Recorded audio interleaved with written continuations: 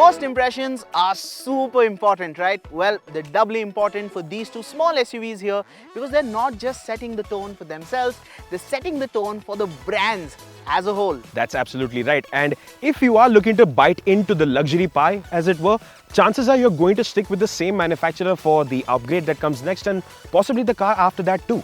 So on one hand, we've got Volvo's new XC40, the latest new small SUV that's making a big dent in the luxury car universe. And we thought we'd put it up against what is currently the crowd favorite, which of course is BMW's X1. And to compare these cars, we're going to put them up against each other on three main parameters. Number one, which one feels like a proper SUV? Number two, which one pampers you better and gives you that greater sense of luxury? These are luxury brands after all. And number three, which one delivers better value?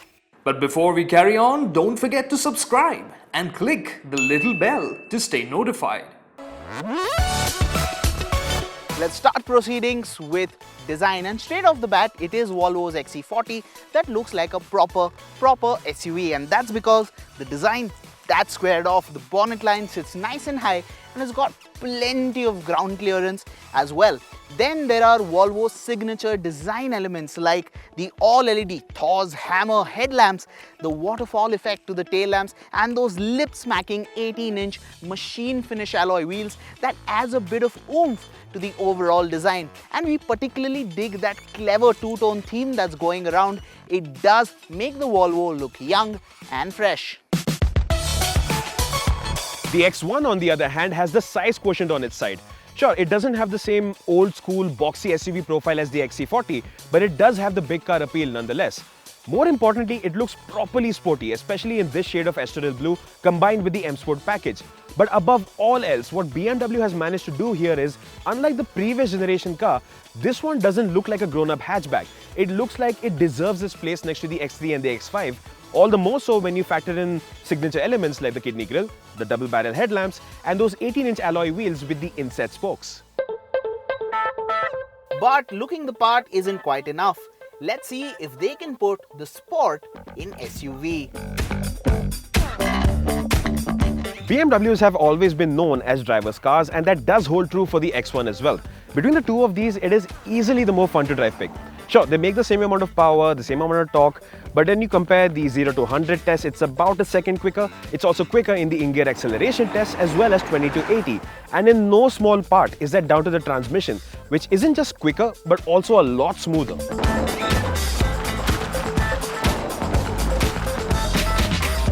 And when you compare that to the gearbox on the XC40, well, that doesn't particularly like being hurried all that much. And as a whole, if the fun to drive aspect doesn't rank quite high on your parameter list and you just need an SUV that's got more than enough power to tackle the daily commute and the occasional thrills, the XC40 fits the bill quite well. It's not that it's not quick or not fast, right? It is, but it's so much more enjoyable to drive when you're driving it in a relaxed manner. And when you take it out to the ghats, the XC40 can be quite engaging. That steering, it's direct, it's quick, but we do wish there was a bit of weight on the steering wheel. But that does not take away from the fact that you can properly have fun in the XC40 around the twisties. But then there's the X1 that simply elevates the experience to the next level. And that's because in typical BMW fashion, if the XC40 steering is direct, this is director. If it's quick, it's quicker, it's more responsive, and it's just so much fun. You take this to a set of corners and it's very much car-like to drive because there's practically no body roll. And sure, both of these cars are going to be just as easy to drive inside the city when you're nice and relaxed. But on that one weekend, when you decide to go whole hog on the highway or go hooning around the corners, it is the X1 that's going to deliver a lot more excitement. Let's make it clear that both these cars are comfortable on the move. Both feel like typical Euro cars, which is to say that the ride quality is firm and you will pick on some side-to-side rocking movement as you tackle the beautiful roads our country has to offer. But if we had to pick one that was slightly more comfortable, it'd be the XC40. And that's because the ride remains consistent irrespective of speed. The BMW is slightly stiffer set compared to the Volvo and has a more prominent rebound if you hit bumps at higher speeds. Before we sign this section off, let's tackle one last question. Which one feels easier to drive? We'd say it's the XC40 again, because you sit higher so you can see the edge of the bonnet with more ease. That's not the case with the BMW X1, where you sit low. In fact, the X1 is very car-like to sit in.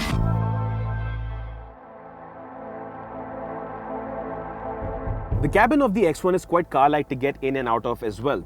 The upside here is that, as you can see, this is a cabin that's big enough for 4 average-sized adults to fit in quite comfortably.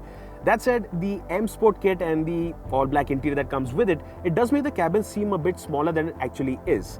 Also, as you might have figured out already, it doesn't sit all that tall, and there is a plus and minus to this. The minus being that the driving position isn't as commanding as it is in the XC40, but the plus is that people of almost any age can get in and out quite easily.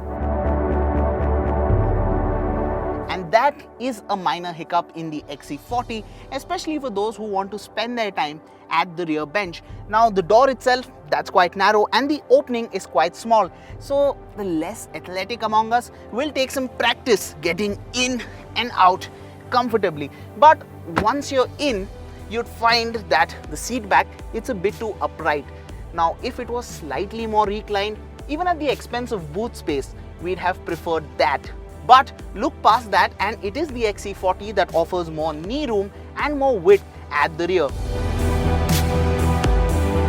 The only compromise comes in the form of headroom. So if you are above 6 feet tall, yeah, the roof is going to be your new best friend. The small hiccup is more than made up for by the XC40's swanky interior design.